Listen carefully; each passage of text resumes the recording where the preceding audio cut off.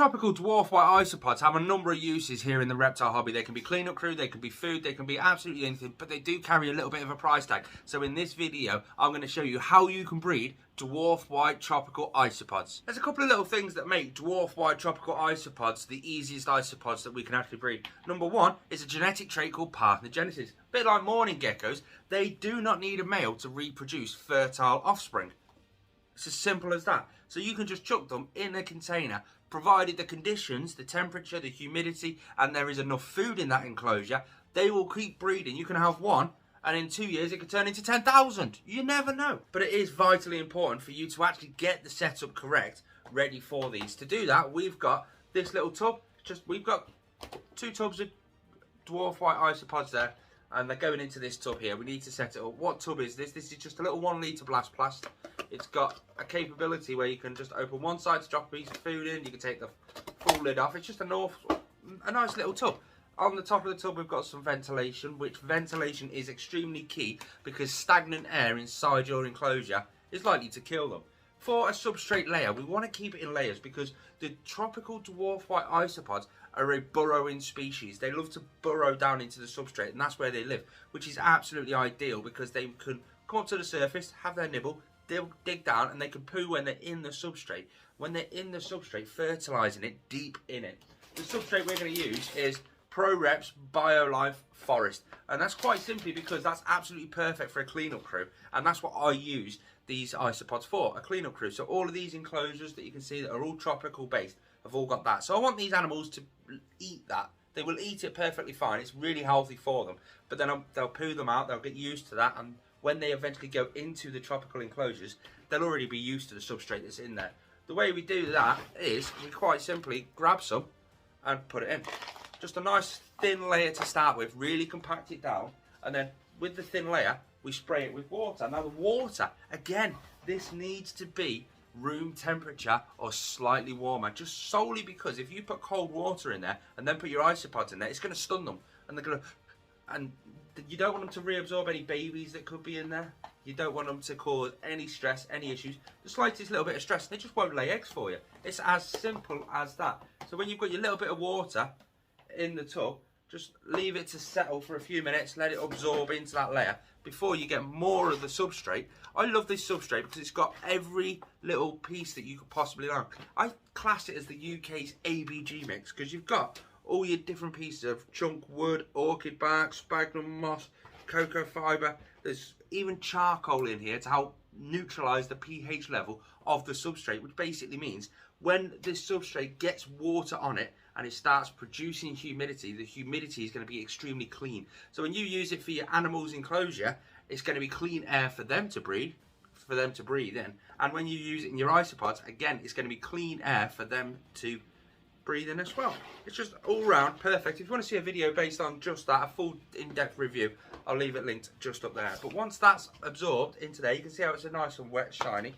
Add some more on the top, but this time, don't compact it down too much. Just get it into the corners, get it pushed in nicely, and that's basically that. Give it again another spray down, but not too much of a spray down. Just a nice, gentle. Sorted. Get some white rotten wood. This is a piece I found outside. If you are going to go outside and find some white rotten wood, there's a couple of things you need to take into consideration. Number one, somewhere that's clean. So there's no dog feces, there's no fertilizer, there's no chemicals added into that area, there's no dog urine, there's no dog feces. Just somewhere that's clean, away from everywhere, that's away from anywhere that's manicured. You don't want any spray chemicals on this because you think if there's a farm nearby that's spraying insecticide, and this has insecticide on it, you put this in there, and then these guys eat that, you're going to end up with a mass burial site for your tropical isopods.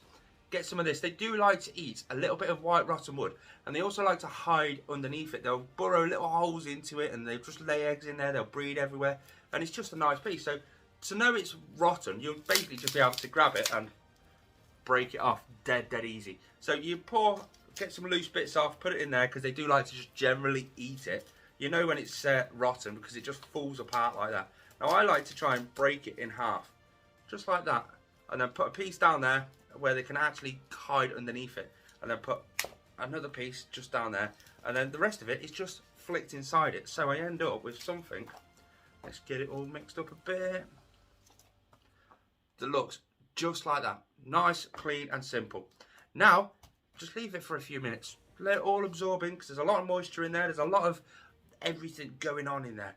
Now, normally, when you buy your dwarf white tropical isopods, I will leave some links down in the description down below if you want to go and check them out for yourselves. Cleanup crew seems to be more and more harder to come by these days.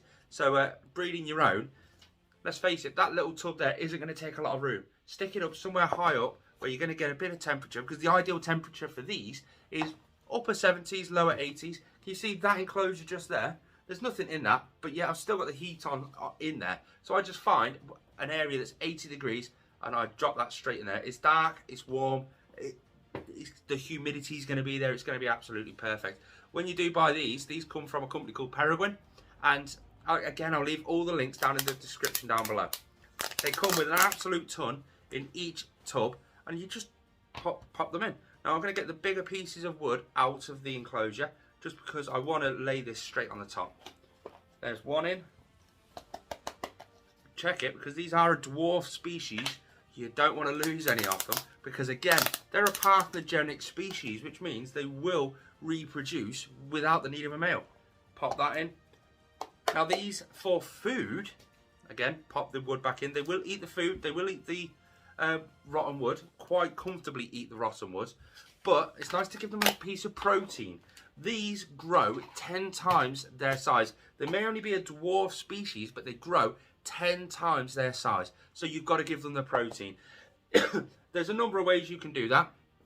Aquarium systems do these krill pellets. Now they're more of a protein-based aquarium food, but these absolutely love them. The breeding rate I've seen is absolutely phenomenal for these guys. So I use that as just a protein source. Every now and then I might go for a naturalistic piece of protein source, i.e. a dead live bug. I've got loads of live food kicking around for some of the other animals. Sometimes that will work just perfectly fine. But for the krill pellets, again, these are a protein based. I just grab the tub and, oh, there we go. Just a couple in one area. You need to make sure there is more than enough food. And the way I say that more than enough food is because these will not make babies if they don't think there's enough food there to sustain the babies. So go over the top with food. You might get a little bit of like mold residue come up. Don't worry too much. They will eat the mold, or if it's too much, you can take some of it out. It's not a problem. That's what they live on in the wild. If you find you do struggle with loads and loads and loads of mold all the time, add a little bit more ventilation into your lid or into the sides of your container,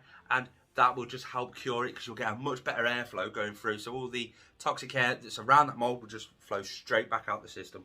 You can add some leaf litter into it. This is just hardwood leaf litter, works absolutely perfect. Again, they will munch on it, they will live under it, they will just use it as a natural substance they would naturally find in the wild. And hardwood being oak or, I think, beech or birch. I keep getting mixed up between those two. It's one or the other, and that's what I use. Basically, that's the setup. It's dead simple, dead easy. When I come round to actually getting some out of this, because what my plan is to grow this culture up, which just takes me once a week, dropping a few pellets in there and leaving it in there. That's it. I don't need to do any more. Once every sort of 3 months maybe, I'll come back to it and inspect it properly. And I will just pick up the wood and just tap it and see how many are actually on the wood. I'll get that tapped into a new tub and just start a new colony up. And I'll just keep growing the colonies up. I don't know what I'll do with them, whether I can actually use these for live food for the baby morning geckos, they will absolutely love it, or whether I can use it in my big bioactive enclosures. Either way, they're a useful cleanup crew if we have another cleanup crew shortage.